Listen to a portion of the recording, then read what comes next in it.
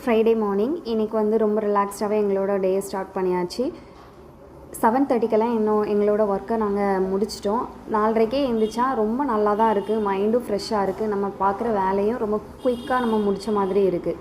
Mind ஃப்ரெஷ்ஷாக இருந்தாலே நம்ம பண்ணுற வேலையும் தெளிவாக இருக்கும். இன்றைக்கி என்னென்ன சாப்பாடுன்னு பார்த்துடலாம். மட்டா ரைஸு, அப்புறமா மோர் குழம்பு, மட்டன் கிரேவி, அப்புறம் பாவக்காய் பொரியல். காலையில் சாப்பாட்டுக்கு இன்றைக்கி பழைய சாதம் தான். கேரட் பீட்ரூட் பொரியல், நூல்கோல் பொரியல், முட்டைக்கோஸ் பொரியல், அப்புறம் சொரக்காய் கூட்டு.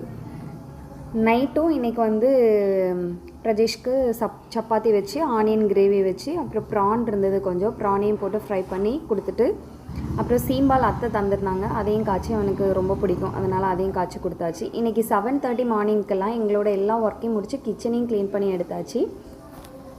வாழ்க்கையில் எந்த உறவுக்காகவும் அழாதீங்க. ஏன்னா நம்ம யாருக்காக அழுகிறோமோ அவங்க நம்ம கண்ணீருக்கு தகுதியானவங்களே இல்லை. தகுதியானவங்க யாரும் நம்மளை ஒருபோதும் அளவிடவே மாட்டாங்க.